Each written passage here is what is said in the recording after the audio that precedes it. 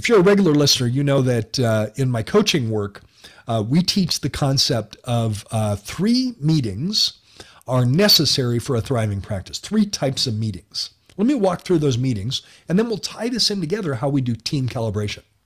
The 3 meetings are, number 1, a morning huddle. Man, I believe strongly in the value of properly run morning huddle. It's a 7-minute meeting. It's not any longer than that. That allows you to essentially plan your day and troubleshoot your day so you can be most effective. At 7 minutes every morning at Life Smiles, we do that at 6:45 in the morning. Our first patient's at 7 o'clock. 7-minute meeting, morning huddle. The second type of meeting that we teach is what we would normally call the regular staff meeting. I've never liked the term staff. Naren, you've heard me joke about that. Yes. Staff is either a stick or it's an infection. Wait a minute, I guess you spell that differently. But I like to call it team. So it's regular team meeting. And you can do that however you like, but I'll share how we do it and what we teach our clients. We found that an hour a week is appropriate. We always have to balance our need to be doing patient care with developing the practice, right? And it's a delicate balancing act because we can't, spend hours and hours and hours and hours training and calibrating and have a successful practice. Because at some point we actually have to take care of patients. Does that make any sense, Naren? Absolutely, Gary.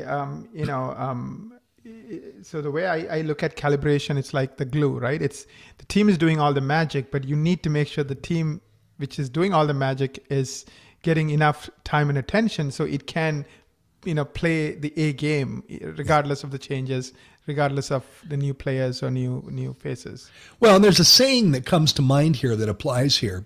And I've heard many dentists express this frustration. And I'll now coin it in a phrase.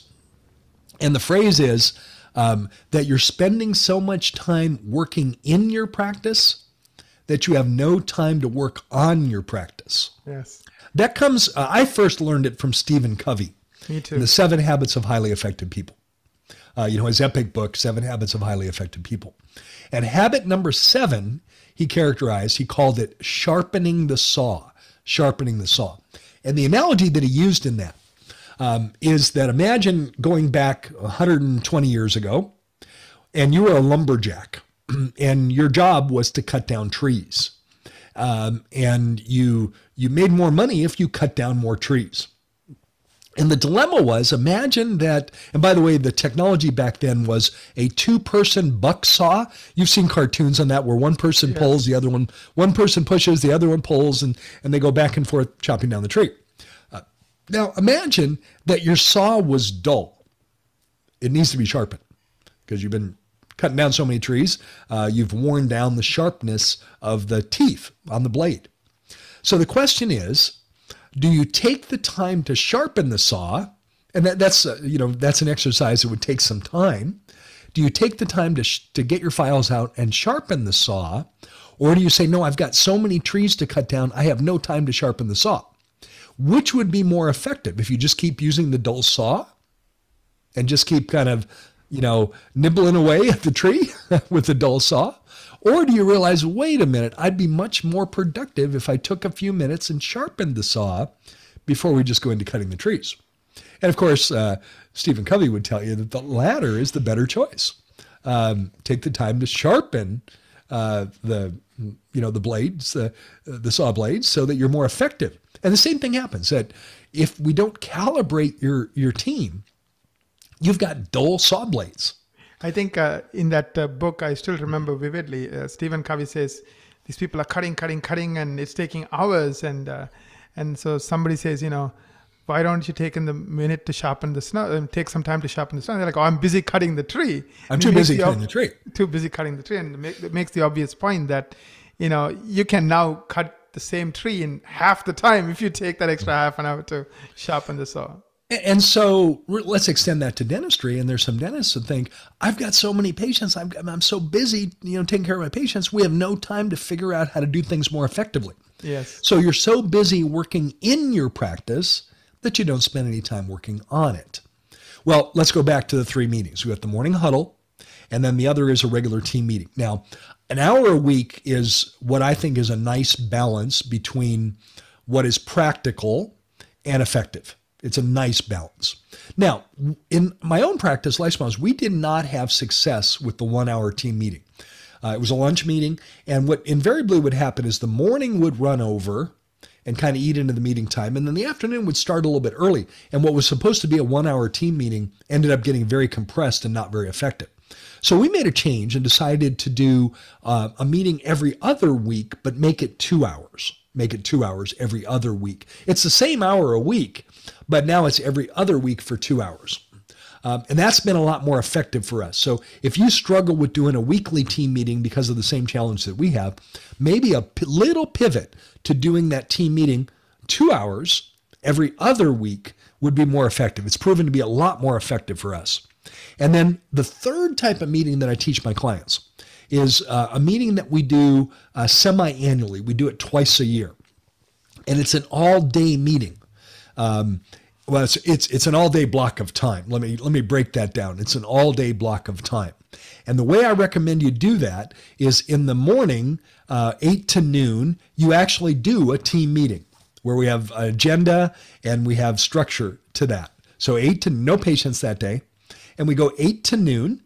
And then in the afternoon, what I recommend, now stick with me on this, in the afternoon, what we do is we go out and do something fun together as a team. We go play together, as a team. Everybody's on the clock, and we go play together.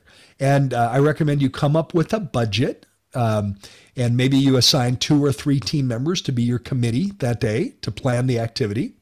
And they have to plan an activity that fits within the budget. There's all kinds of things you can do. You can do top golf. You could do bowling. You could do horseback riding. You could do mountain bike riding. We could play miniature golf. We could do an escape room. You could do, in some communities, you have that simulated skydiving, iFly. That's something that you could do. I even had an office that did a very cool thing. There was a restaurant in town that was open for dinner, but that's the only meal they're open for, and they open at 5 p.m. But in the early afternoon, they do private cooking classes. And so this is something they did with all the team. They did a private cooking class, a 3-hour private cooking class, and the team loved that. There's any number of variations that you can do. So how does this tie into calibration? Well, in some way, you could calibrate even simply in your morning huddle. Let me give an example of that. So remember, it's a 7-minute meeting, so we don't have a lot of time for that. But if one of the things we're working on is Google reviews, then we can have a short segment of our morning huddle that celebrates our success with Google reviews. Maybe we read a Google review that calls out some team members. That's a mild form of calibrating where we remind everyone how important our Google reviews are. But certainly we can include any calibration in our regular team meetings, but also in those semi-annual team meetings.